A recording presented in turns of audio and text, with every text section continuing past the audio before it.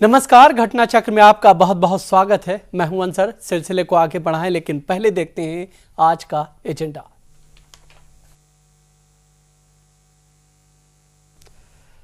तो एजेंडे में हमारे पास आज 3 अहम मुद्दे हैं।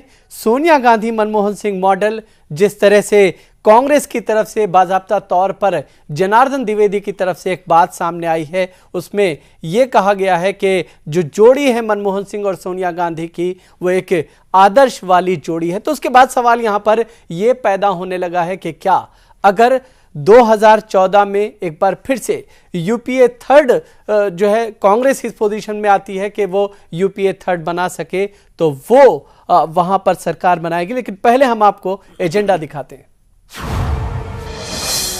जनार्दन द्विवेदी ने दिए संकेत, सोनिया मनमोहन का मॉडल कांग्रेस के लिए मुफीद। बड़ा सवाल, क्या राहुल पीएम पद की दावेदारी से होंगे महरूम? गुजरात विधानसभा से पास हुआ नया लोकायुक्त बिल, सीएम की सरपरस्ती में होगी लोकायुक्त की नियुक्ति, कांग्रेस ने जताया विरोध। और महाराष्ट्र में सूखे पर सियासत का शोर, बीजेपी शिवसेना ने मुंबई में आईपीएल मैचों के आयोजन पर जताया ऐतराज। तो 3 अहम मुद्दे हैं, लेकिन सबसे पहले बात हम सोनिया मनमोहन मॉडल की करेंगे, क्योंकि सवाल अब यह पैदा होने लगा है कि क्या अगर तीसरी बार कांग्रेस सत्ता में आती है या इस पोजीशन में पहुंचती है, तो क्या प्रधानमंत्री डॉक्टर मनमोहन सिंह को एक बार फिर से पीएम पद पर बैठाया जा सकता है? क्योंकि जो बात जनार्दन द्विवेदी, राष्ट्रीय प्रवक्ता कांग्रेस ने जो बातें कही हैं, उनसे शायद कुछ इस तरह के संकेत निकलते हैं। पहले हम आपको वो सुनवाते हैं कि आखिर क्या कुछ इस पूरे मुद्दे को लेकर के जनार्दन द्विवेदी ने कहा है। पिछले 9 साल से पार्टी अध्यक्ष के रूप में और प्रधानमंत्री के रूप में कांग्रेस अध्यक्ष श्रीमती सोनिया गांधी और प्रधानमंत्री डॉक्टर मनमोहन सिंह के जो संबंध रहे हैं, वैसा उदाहरण आमतौर से नहीं मिलता है। शायद भविष्य के लिए भी यही स्थिति आदर्श है। ये बात जब मैं कहता हूं तो मैं लोकतांत्रिक व्यवस्था के आदर्श के रूप में कहता हूं। किसी भी लोकतंत्र में जहां अनेक पार्टियां अपनी अपनी विचारधारा के साथ चुनाव लड़ती हैं और सरकारें बनाती हैं, वे जनता का समर्थन प्राप्त करती हैं। पार्टी तय करती है कि सरकार किन नीतियों पर चले, पार्टी तय करती है कि प्रधानमंत्री कौन हो। लेकिन देखा यह जाता है कि कुछ समय बाद दृश्य या अदृश्य रूप में, कभी विजिबल कभी इनविजिबल, दोनों के बीच में कुछ तनाव, कुछ मनमुटाव, जिसको कभी छिपाया जाता है, कभी दिखाया जाता है, ये सब देखने को मिलता है। यहां इतने लंबे अरसे तक जिस तरह के संबंध रहे, जिस तरह से मतैक्य रहा, एक राय से, एक तरह से सारी शालीनता और शिष्टाचार के साथ संबंधों का निर्वाह किया गया, ये दुनिया के किसी भी लोकतंत्र के लिए आदर्श स्थिति है।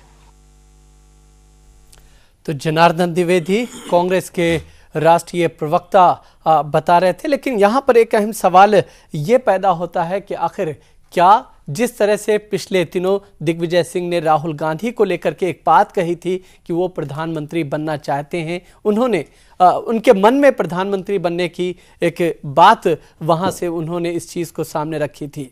यहां पर यह सवाल पैदा हो रहा है कि क्या राहुल गांधी की जो एक दावेदारी पीएम पद की है, उसे यहां पर खारिज किया जा रहा है या नहीं। हमारे साथ 2 खास मेहमान मौजूद हैं।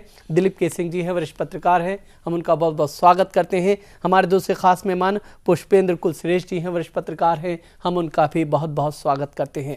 दिलीप जी, सबसे पहले हम आपसे समझना चाहेंगे कि जिस तरह से यहां पर जनार्दन द्विवेदी ने जो बात कही है, दिग्विजय सिंह ने एक बात कही, और उसके बाद अगर आपको याद होगा प्रधानमंत्री डॉक्टर मनमोहन सिंह ने भी पिछले दिनों उन्होंने कहा कि अगर जो है यूपीए 3 की पोजीशन बनती है, 2014 में कांग्रेस इस स्थिति में आती है और उनका नाम पेश किया जाता है, तो वो उस पर विचार कर सकते हैं।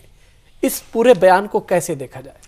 नहीं, सबसे पहले तो मनमोहन सिंह ने ये नहीं कहा था कि वो विचार करें। उन्होंने कहा था कि व्हेन इट कम्स टू, अगर ऐसी स्थिति बनती है तब वो विचार करेंगे कि क्या होगा। तो वो इस पर विचार नहीं करेंगे, वो तीसरे बार प्रधानमंत्री। सबसे पहली बात तो ये है कि प्रधानमंत्री कोई बनेगा कैसे। जिस पार्टी को या जिस गठबंधन को बहुमत मिलेगा उसका वो तय करेंगे।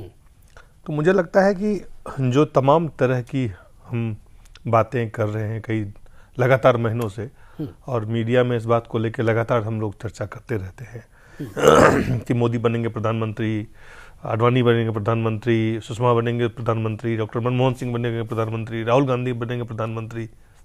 जनता, ये टेक्निकली वैसे तो बात सही है कि जनता प्रधानमंत्री यहाँ नहीं चुनते, सांसद चुना जाता है, सांसद तय करते हैं। और सबसे जो अहम बात है, कांग्रेस पार्टी की क्या स्थिति रहती है चुनाव के बाद, इस पे निर्भर करेगा कि सोनिया गांधी क्या करेंगी, मनमोहन सिंह क्या करेंगे। नहीं, ये मुझे लगता है कि ये कोई आदर्श की जोड़ी है। नहीं, आदर्श वो जोड़ी क्या, उस पर हम बाद में चर्चा करेंगे। पहले तो ये बात ही बिल्कुल इसका कोई आधार नहीं है कि तीसरे बार प्रधानमंत्री बनेंगे नहीं बनेंगे, क्या करेंगे, क्योंकि देश की जनता जब चुनाव होगा तब तय करेगी कि किसके पक्ष में वो मत देते हैं, किसका बहुमत होता है, किसकी क्या स्थिति होती है। रही बात सोनिया और मनमोहन की जोड़ी की, तो ये संबंध किस तरह का है, जो पिछले 10 साल में देखने को मिला है। एक है पावर विदाउट अकाउंटेबिलिटी, एक है अकाउंटेबिलिटी विदाउट पावर। ये इस संबंध को लगातार मीडिया और जो वेस्टेस्लर का यही मानते हैं कि प्रधानमंत्री कहने के लिए प्रधानमंत्री हैं, लेकिन सारे निर्णय जो है वो 10 जनपद से होता है। तो सत्ता वहां है, सत्ता की जो ताकत है, लेकिन देखने के लिए प्रधानमंत्री सामने में नहीं। तो जनार्दन, और यही जो है सोनिया मनमोहन मॉडल की बात, आप मॉडल ये तो कोई जनार्दन द्विवेदी से पूछना पड़ेगा आपको कि किस मॉडल की वो बात कर रहे हैं। अगर वो आदर्श लोकतांत्रिक, वो भी मूल्यों के आधार पर आदर्श बताते हैं, तो ये उनको जवाब देना होगा, लोग पूछेंगे। लेकिन जो ये जोड़ी है, ये जोड़ी किस तरह की है? ये जोड़ी इस तरह की है कि जहां सत्ता है वहां निर्णय नहीं हो सकता है, जहां निर्णय होता है वहां सत्ता नहीं है। तो ये जो संबंध है, ये जो जोड़ी है, ये कन्वीनियंस की है कि आप जहां आज प्रणब मुखर्जी सहूलियत है, कांग्रेस अध्यक्षा को भी सहूलियत है और प्रधानमंत्री को भी सहूलियत कह ही सकते हैं, क्योंकि वो इस कद के नेता तो नहीं ही थे कि देश के 2 बार प्रधानमंत्री बन पाए। महिमा मंडित करते सोनिया गांधी के कारण वो प्रधानमंत्री बने। वो और उस जिस संबंध की बात करते हैं, इस संबंध को लेके क्या आज तक वो लोकसभा के चुनाव नहीं जीते, लड़े ही नहीं, जीतने की बात तो ही दूर है। नहीं, चुनाव लड़े नहीं, इसके लिए पहले लड़े थे, लेकिन इसके लिए उन्होंने प्रधानमंत्री बनने के लिए चुनाव नहीं लड़े। तो पहले देश के प्रधानमंत्री हैं और दोबारा। तो मुझे लगता है कि ये एक तो ये लोकतांत्रिक कितना है उस पर अलग से बहस की जा सकती है, लेकिन ये जो संबंध है कि जहां एक्चुअल पावर है गवर्नमेंट का, वो सबको पता है कौन है, और उस पावर को के सामने कौन रखा है वो सबको पता है। पुष्पेंद्र, कैसे देखा जाए, चूंकि यहाँ पर जनार्दन द्विवेदी जो बात कर रहे हैं वो एक आदर्शवाद जोड़ी की बात कर रहे हैं, कह रहे हैं कांग्रेस के लिए ये एक फायदेमंद जो है आदर्श की चीज है। देखिए अंजर भाई, मैं इस पूरी जो आज उन्होंने बात कही है जनार्दन द्विवेदी ने, हम उनको सिर्फ उसमें न लें संदर्भ में कि जनार्दन द्विवेदी सिर्फ कांग्रेस पार्टी के नेशनल स्पोक पर्सन है। जनार्दन द्विवेदी अगर कुछ कह रहे हैं तो ये 10 जनपद से निकली हुई बात है, और आज उन्होंने ये बात मार्केट में कही है। और इसके साथ साथ ये भी देखें कि जनार्दन द्विवेदी ने ये बात राजनाथ सिंह की जो टीम अनाउंसमेंट हुआ है उसके 48 घंटे बाद ये बात क्यों कही है। क्या जनार्दन द्विवेदी जी को पिछले 10 साल में इन संबंधों के बारे में कोई शक था, जिसको आज मीडिया के सामने आकर के इसको पेश करने की क्या जरूरत थी? और क्या वो ये बताना चाहते थे कि मनमोहन सिंह और सोनिया जी के बीच में पिछले 9 साल से या अभी यकायक कोई मीडिया ने ऐसी खबर नहीं छापी जिसकी सफाई के लिए उन्हें आना पड़ा? मैं समझता हूं कि मनमोहन सिंह को सोनिया से कोई शिकायत नहीं है और सोनिया जी को मनमोहन सिंह से कोई ऐतराज नहीं है। ये दोनों की रजामंदी का खेल है, और ये आइडियल सिचुएशन किसी भी दुनिया के किसी देश में बहुत कम सिचुएशन ऐसी होती है कि जो हाँ सबसे बड़ी अथॉरिटी है उसको किसी किस्म का एतराज नहीं है कि उसकी अथॉरिटी को किसी ने हाईजैक कर रखा है। जिन्होंने हाईजैक कर रखा है उन्हें उससे कोई शिकायत भी नहीं है। अब मैं बात इसको ये कहना चाहता हूं कि आप ये देखें कि टीम राजनाथ के घोषणा के बाद ये साफ हो चला है मोर और लेस कि नरेंद्र मोदी की भूमिका दिल्ली में बढ़ने जा रही है। अभी कल या परसों के बाद से जो कर्नाटक के चुनाव की प्रक्रिया है वो शुरू होने वाली है, और जिस तरीके से टेलीविजन की डिबेट में ये चैलेंज किया जा रहा है कि क्या नरेंद्र मोदी कर्नाटक में जाएंगे, क्या नरेंद्र मोदी अगर हिंदुस्तान के उस पूरे जैसे कहना चाहिए कि देश के 28 सूबों में जाकर के बीजेपी के लिए कैंपेन करेंगे, अगर बीजेपी के लिए इतना बड़ा चेहरा है नरेंद्र मोदी, तो सबसे पहले कर्नाटक में अपनी ताकत को दिखाएं। अब ऐसे में अगर नरेंद्र मोदी, वो इलेक्शन कमेटी के भी मेंबर हैं, वो आपकी पार्लियामेंट बोर्ड के भी मेंबर बने, उनकी जो पूरी टीम के भी, नरेंद्र मोदी के भी काफी सारे लोग हैं इसमें, तो कहीं मुझे ऐसा लगता है कि कांग्रेस पार्टी इस बात को समझ रही है कि अगर ऐसे में राहुल गांधी को हमने आगे किया तो राहुल गांधी की कमजोरियों के बारे में सोनिया गांधी से बेहतर कोई नहीं जानता।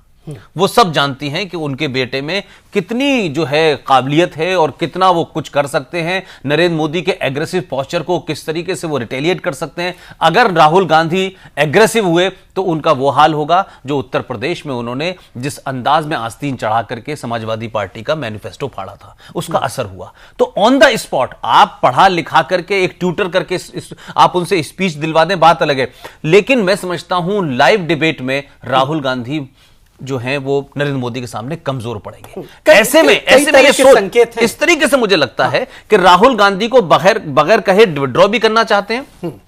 और क्योंकि हम जानते हैं कि जो पिछला लोकसभा का चुनाव था, तो आपको ध्यान होगा कि भारतीय जनता पार्टी ने बड़े एग्रेसिवली कहा था कमजोर प्रधानमंत्री हैं, कमजोर प्रधानमंत्री हैं। तो जो शालीनता की जो उनकी पहचान है मनमोहन सिंह की, जो शांत स्वभाव है उनका, जो सरल स्वभाव है उनका, वो विपक्ष पे कम हमला करते हैं, अपनी उपलब्धियों के बारे में ज्यादा बताते हैं। इधर आप बीजेपी को देखें, बीजेपी लगातार सिर्फ विपक्ष की बात करती है, अपनी उपलब्धियों को कम बताती है। तो हमने ये किया था, इन्होंने ये किया था, ये बुरे हैं लिहाजा हमें वोट दे दीजिए। इस वक्त मैं समझता हूं कि अगर नरेंद्र मोदी सेंटर स्टेज पे आते हैं तो कांग्रेस के पास इतना आसान सरल चेहरा जिसकी इकोनॉमिक्स की बैकग्राउंड हो, क्योंकि नरेंद्र मोदी पैकेजिंग की बात करते हैं, आप जीडीपी की बात करते हैं, ग्रोथ की बात करते हैं, उसमें तो मनमोहन सिंह बहुत माहिर है और मनमोहन सिंह का कद भी उस तरीके का है। आज नरेंद्र मोदी कई सारी अंदरूनी चीजों से भी हो रहे हैं। मैं समझता हूं कि कांग्रेस पार्टी ने यह बयान नहीं दिया है, बल्कि आज कांग्रेस पार्टी ने इस बात रणनीति का खुलासा किया है और आगे बढ़ाया है इस बात को